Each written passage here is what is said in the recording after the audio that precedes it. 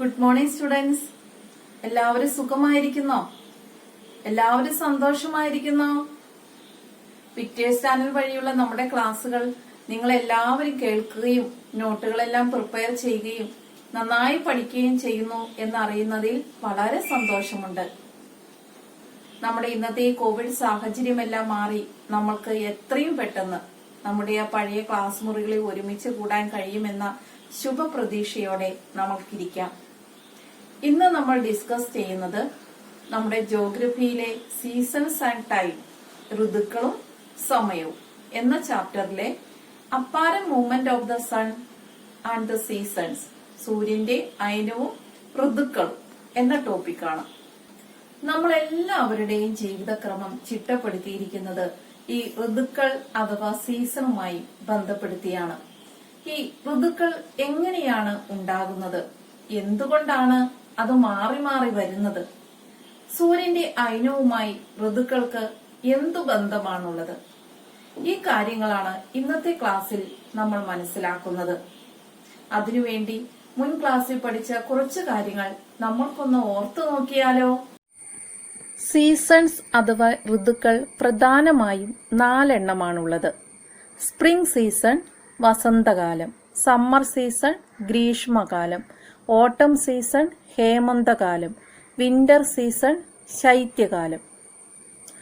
Apparent movement of the sun, അതായത് സൂര്യന്റെ അയനം. എന്താണ് അതുകൊണ്ട് ഉദ്ദേശിക്കുന്നത്? ഈ ചിത്രത്തിൽ നിന്ന് നമുക്കത് വ്യക്തമാണ്. Since the parallelism is maintained through out the revolution, the position of the sun in relation to the earth varies. The sun shifts apparently between Tropico Cancer and Tropico Capricorn. This is known as the apparent movement of the sun. അതായത് ഭൂമി അതിൻ്റെ അച്ചുതണ്ടിന്റെ ചെരിവ് പരിക്രമണ വേളയിലുടനീളം നിലനിർത്തുന്നതിനാൽ ഭൂമിക്ക് ആപേക്ഷികമായി ഉത്തരായന രേഖയ്ക്കും ദക്ഷിണായന രേഖയ്ക്കുമിടയിൽ സൂര്യന്റെ സ്ഥാനത്തിന് ഉണ്ടാകുന്ന മാറ്റമാണ് സൂര്യന്റെ അയനം. Here we can see the figure of Earth. In this we can see some important latitudes. Equator, ഭൂമധ്യരേഖ 0 ഡിഗ്രി ലാറ്റിറ്റ്യൂഡ്. ട്രോപ്പിക്കോ ക്യാൻസർ, ഉത്തരായന രേഖ 23 degree north latitude. Tropic of capricorn, ദക്ഷിണായന രേഖ 23 degree south latitude. Besides these latitudes, here mention 4 dates and its importance. March 21st and September 23, equinoxes, സമരാത്ര ദിനങ്ങൾ അഥവാ വിഷുവങ്ങൾ. June 21st, summer solstice, ഗ്രീഷ്മ അയനാന്ത ദിനം. ഡിസംബർ 22nd, വിന്റർ സോൾസ്റ്റൈസ്, ശൈത്യ അയനാന്ത ദിനം. The apparent movement of the sun and the resultant seasons are a cyclic phenomenon. To study about it, we start our journey from March 21st. After March 21st, sun begins its northward shifting, and by taking 3 months, on June 21st, it reaches over Tropico Cancer. In these 3 months, April, May, June, vertical sunrise falls over the northern hemisphere. In this period, people of northern hemisphere experience the spring season and southern hemisphere experience autumn season. March 21 മുതൽ June 21 വരെയുള്ള കാലയളവിൽ സൂര്യന്റെ ആപേക്ഷിക സ്ഥാനം ഭൂമധ്യരേഖയിൽ നിന്ന് ഉത്തരാർദ്ധഗോളത്തിലേക്ക് നീങ്ങുന്നു. June 21 ഉത്തരായന രേഖയ്ക്ക് നേർമുകളിലായിരിക്കും സൂര്യന്റെ സ്ഥാനം. ഈ കാലയളവിൽ ഉത്തരാർദ്ധഗോളത്തിൽ വസന്തകാലവും ദക്ഷിണാർദ്ധഗോളത്തിൽ ഹേമന്തകാലവും അനുഭവപ്പെടുന്നു. Spring is the season of transition from winter to summer. What are the atmospheric and environmental changes in the spring season? Can you say? Due to the northward shifting of sun, duration of temperature and daytime increasing in northern hemisphere and decreasing in the southern hemisphere. We can see some changes in our environment also. Nature is its maximum richness in spring season. Haven't you noticed the plants sprouting, mango trees blooming and the jackfruit trees bearing buds? We get varieties of fruits from the nature in this period. ശൈത്യകാലത്തിനും ഉഷ്ണകാലത്തിനും ഇടയിലെ പരിവർത്തന കാലമാണ് വസന്തകാലം. സൂര്യൻ ഉത്തരദിക്കിലേക്ക് നീങ്ങുന്നത് മൂലം ഉത്തരാർദ്ധഗോളത്തിൽ പകൽ ദൈർഘ്യവും അന്തരീക്ഷ താപവും വർദ്ധിക്കുമ്പോൾ ദക്ഷിണാർദ്ധഗോളത്തിൽ പകൽ ദൈർഘ്യവും അന്തരീക്ഷ താപവും കുറയുന്നു. നമ്മുടെ മധ്യവേനൽ അവധിക്കാലം വസന്തകാലത്തിൻ്റെ ഭാഗമാണ്. പ്രകൃതി അതിൻ്റെ ഏറ്റവും സമ്പന്നതയിൽ നിൽക്കുന്ന സമയമാണ് വസന്തകാലം. സസ്യലതാദികളും ഫലവൃക്ഷങ്ങളും പൂക്കുന്നതും കായ്കനികൾ ഉണ്ടായി നമ്മൾക്ക് ധാരാളം പഴവർഗ്ഗങ്ങൾ ലഭിക്കുന്നതും ഇക്കാലത്താണ്. On June 21st, sun will be its northernmost limit. This day is known as summer solstice.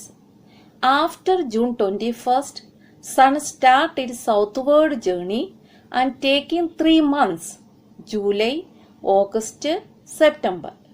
It reaches over the equator on September 23rd.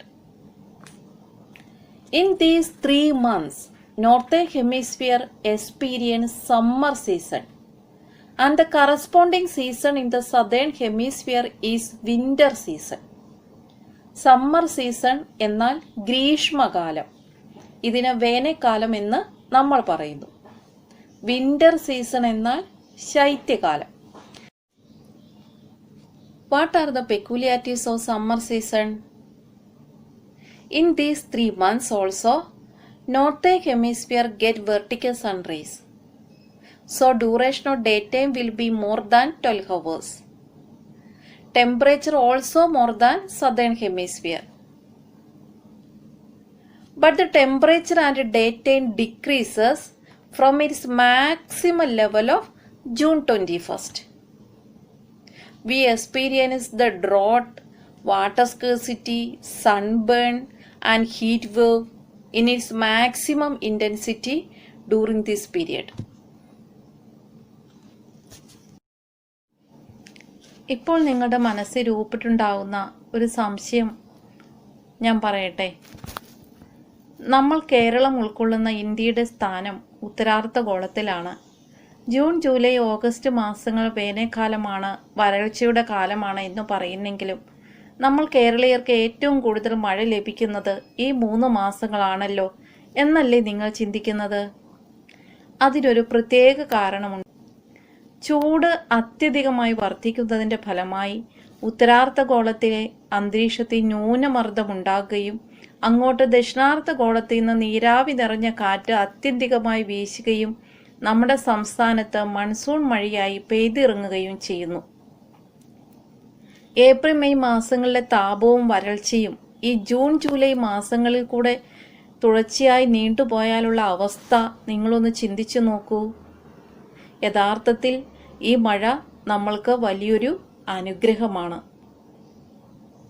ഈ മാസങ്ങളിലെ മഴയും കാർമേഘങ്ങളും ഒക്കെ മാറിക്കഴിയുമ്പോൾ ഉണ്ടാകുന്ന വെയിലിന് നല്ല ചൂട് അനുഭവപ്പെടുന്നതും നിങ്ങൾക്ക് ഓർമ്മയുണ്ടാകുമല്ലോ. We've already studied September 23 is equinox. After this, sun continuing its southward shifting and by taking 3 months, October, November and December. On December 22nd, vertical sun rays falls over the Tropic of Capricorn. In these 3 months, people in Northern Hemisphere experience autumn season and Southern Hemisphere experience spring season. September 23 സമരാത്ര ദിനത്തിനു ശേഷം ദക്ഷിണാർദ്ധഗോളത്തിലേക്ക് അയനം ചെയ്യുന്ന സൂര്യൻ December 22 ദക്ഷിണായന രേഖയ്ക്ക് നേർമുകളിലെത്തുന്നു. ഈ കാലയളവിൽ ഉത്തരാർദ്ധഗോളത്തിലുള്ളവർക്ക് ഹേമന്തകാലവും ദക്ഷിണാർദ്ധഗോളത്തിലുള്ളവർക്ക് വസന്തകാലവും അനുഭവപ്പെടുന്നു. What were the changes you noticed in the environment during October-November months? Autumn is a transition season from the severity of summer to winter. During this period, atmospheric temperature decreases considerably. In these months, we experience the lengthening of night and shortening of day. This is the season in which trees shed their leaves. The shedding of leaves is a form of adaptation to survive the forthcoming winter. നമ്മുടെ പ്രകൃതിയിലും അന്തരീക്ഷത്തിലും പല മാറ്റങ്ങളും ഈ ഹേമന്ത കാലയളവിൽ നമ്മൾക്ക് കാണാൻ സാധിക്കും. അന്തരീക്ഷ താപവും പകൽ സമയ ദൈർഘ്യവും ഉത്തരാർദ്ധഗോളത്തിൽ കുറഞ്ഞു വരികയും രാത്രിയുടെ ദൈർഘ്യം കൂടി വരികയും ചെയ്യുന്നു. ഇതേ കാലയളവിൽ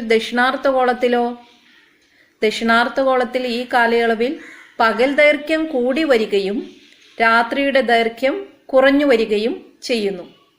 അതുപോലെ തന്നെ അന്തരീക്ഷ താപവും ദക്ഷിണാർദ്ധഗോളത്തിൽ വർദ്ധിച്ചു വരുന്നു.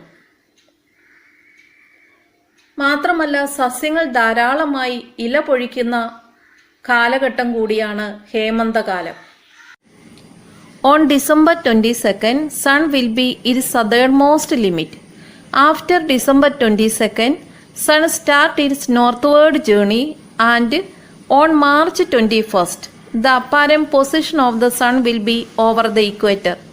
In these 3 months, people in northern hemisphere experience the winter and it will be the summer in the southern hemisphere and vice versa. Winter season എന്നതിന് നമ്മൾ ശൈത്യകാലമെന്ന് മലയാളത്തിൽ പറയുന്നു. ഡിസംബർ 22 മുതൽ മാർച്ച് 21 വരെയുള്ള കാലയളവിൽ സൂര്യൻ വീണ്ടും ഭൂമധ്യരേഖയിലേക്ക് നീങ്ങുന്നു. ഈ കാലയളവിൽ സൂര്യൻ ദക്ഷിണാർദ്ധഗോളത്തിലായതിനാൽ ഉത്തരാർദ്ധഗോളത്തിൽ ശൈത്യകാലവും ദക്ഷിണാർദ്ധഗോളത്തിൽ വേനൽക്കാലവും അനുഭവപ്പെടുന്നു. What are the peculiarities of winter season? Duration of night increases to its maximum in an year. Atmospheric temperature decreases and it becomes very low in highland regions. The water droplets clinging onto the blades of grass and leaves early in the morning, freezing or cold in the morning are the peculiarities of winter season. It is seen that people in deep cold areas have been using sweatshirts and thermals. Now we have completed 1 year and discussed the important seasons experienced in each year. In this figure, I mentioned the seasons of Northern Hemisphere because majority of the people in the world, which is about 90%, living in the Northern Hemisphere. So we mentioned the seasons of Northern Hemisphere in this figure. We have concluded everything we discussed into a table. Let us take a look that. In this table, they are mentioned the months in an year, apparent movement of the sun, and the seasons in the Northern Hemisphere and the Southern Hemisphere. From March 21st to June 21st, the apparent movement of the sun will be from the equator to the Tropic of Cancer. During this period, Northern Hemisphere people experience the spring season and the Southern Hemisphere people experience the autumn season. And from June 21st to September 23, the apparent movement of the sun will be from the Tropic of Cancer to the equator. During this period, people in Northern Hemisphere experience the summer season and the Southern Hemisphere experience the winter season.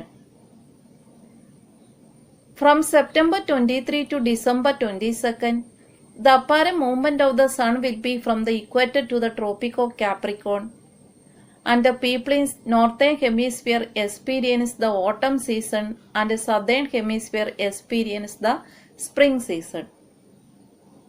From December 22nd to March 21st, the apparent movement of the sun will be from the Tropic of Capricorn to the equator, and the people in northern hemisphere experience the winter season and southern hemisphere experience the summer season.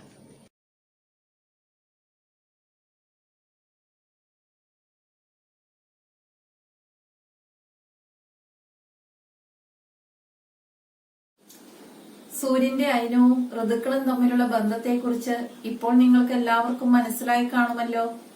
ഇനി നിങ്ങൾ ഓരോ ഋതുവിലും നിങ്ങളുടെ ചുറ്റുപാടും പ്രകൃതിയെയും നന്നായി നിരീക്ഷിക്കുക. പ്രകൃതിയിൽ ഉണ്ടാകുന്ന മാറ്റങ്ങളെക്കുറിച്ച് നേരിൽ കണ്ട് മനസ്സിലാക്കുക.